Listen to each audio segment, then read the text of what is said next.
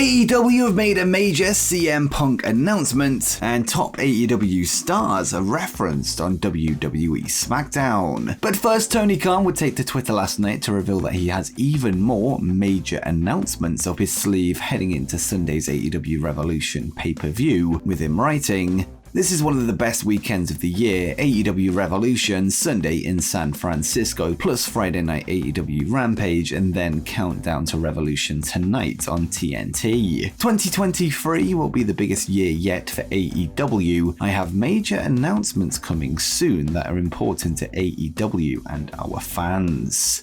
It remains to be seen what Tony Khan's latest announcements will be, although fans have speculated that it could be linked to the upcoming release of the AEW Fight Forever video game, or with it potentially being linked to some returns or debuts.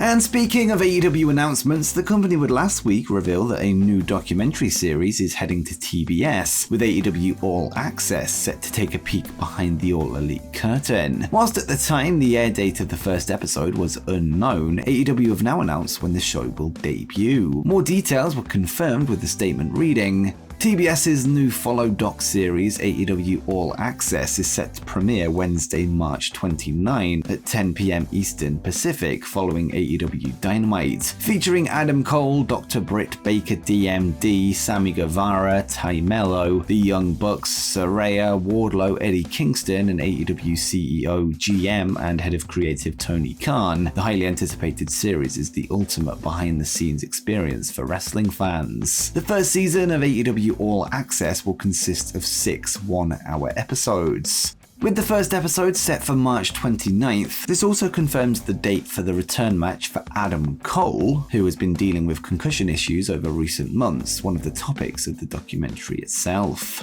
Now let's get to a sentence that I never thought I'd say, as last night popular YouTuber Moist Critical, aka Penguin Zero, would announce that he's launching his own wrestling league, with the news breaking during a video titled WWE is in huge trouble. The first episode of the Moist Wrestling League has since been released, already garnering close to 600,000 views in its first 13 hours, which isn't bad for a new company. The tongue-in-cheek show features a battle between Chainsaw and Dow Jones, with the babyface seeking redemption for the 2008 stock market crash. Next, we have an update on the potential reunion of the Dudley Boys, something that has been speculated on since Devon's WWE departure last month. Speaking with Chris Van Vliet on the Insight podcast this week, Bully Ray would rule out a return to the ring for his tag team partner before confirming that there is no heat between the two men, and Bully would say, "Physically, I don't think so, because I don't think that Devon can do it anymore. We've had the conversation, and for the world to know, because people on social media take things out of context and run with shit, it's ridiculous. Me and Devon have been tight since day one. There has never been an issue with me and Devon, zero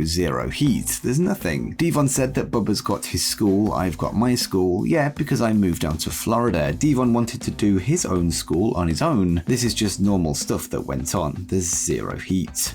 Absent AEW star Dax Harwood would appear on his FTR podcast this week, where he covered the formation of the Pinnacle faction in All Elite Wrestling, before also revealing some scrapped plans for another supergroup. According to Dax, the faction would have seen FTR link up with Cody Rhodes and Brock Anderson, with Arn Anderson and Tully Blanchard as managers. When explaining why the idea was nixed, Harwood would say, "We did talk to Cody a lot about forming a group with him. This was before MJF came along. We talked to Cody a lot about it. He had Arn, we had Tully. We wanted to create a supergroup with Cody, us two, FTR, and we had some ideas of who could be the other members. Around that time, Brock Anderson was starting to come up, and we felt that if Brock were with us, he could stand outside the ring and watch us, and if we had 8-man tags, he would be able to learn by standing on the apron, getting in for a few minutes and tagging out, and we could talk to him after and tell him why certain things happened. I think Cody really wanted to as well, but I think he was vehemently against being a heel, at least at the time." And before we get to the rest of today's stories, be sure to subscribe to Wrestle Planet if you haven't done so already, as we aim to hit 50,000 subscribers by the end of the year. And also head over to Wrestle Planet Gaming if you're into wrestling video games, ahead of the launch of both AEW Fight Forever and WWE 2K23. But with that said, let's get to the rest of the video.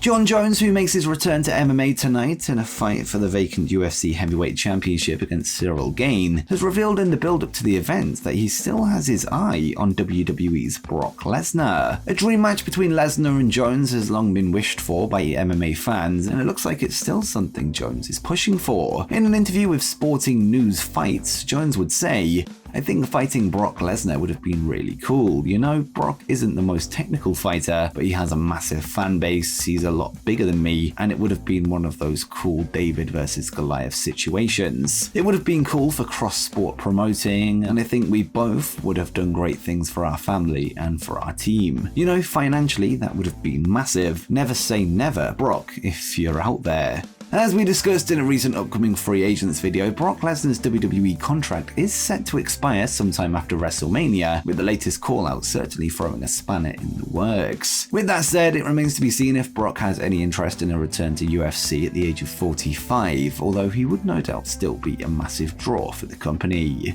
All Elite Wrestling hosts the AEW Revolution pay-per-view tomorrow night, where Jungle Boy Jack Perry will take on bitter rival Christian Cage, this after a long-standing rivalry between the two former friends. While the stakes have just been raised, as last night on AEW Rampage, a stipulation for the match was revealed when Jack would once again appear in a graveyard before declaring that he and Christian will now meet in a final burial match, which appears to be AEW's take on the Buried Alive match. The Buried Alive match was often seen in 90s WWF, with the winner only being named after their opponent was thrown into an open grave before being covered in a mound of dirt. Last night, Ringside Collectibles and All Elite Wrestling would announce brand new CM Punk themed merchandise with an exclusive Dog Collar Match 2-pack coming to the wrestling figure website. The match would take place last year at the AEW Revolution pay-per-view and would see Punk throwing back to his time in Ring of Honor, with his old entrance song and ring gear making a comeback for one night only. The critically acclaimed match has now been immortalized in figure form, with some feeling the announcement is a major breakthrough on a potential CM Punk return to the company. Whilst all previously announced CM Punk action figures had been put on hold until now, he now returns to the AEW Jazzwares line for the first time since the infamous all-out media scrum and subsequent backstage brawl with the Elite.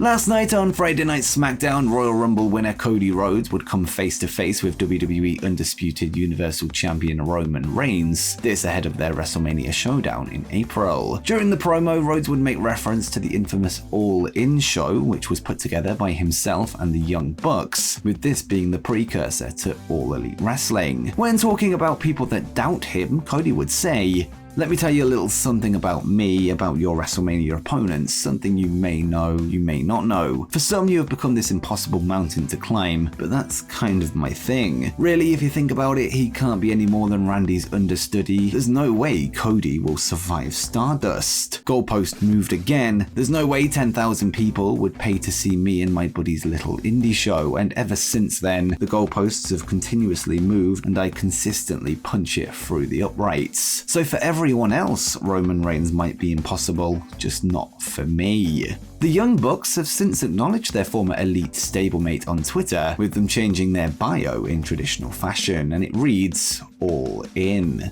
This isn't the first time the two parties have referenced each other since Cody's AEW exit and WWE return, with Rhodes doing the Too Sweet and a gun hand symbol, a tribute to Bullet Club, Kenny Omega and the Young Bucks, this after he won the Royal Rumble match, something the Bucks later referenced once again in their bio. And before you go, make sure you check out my predictions for AEW Revolution 2023.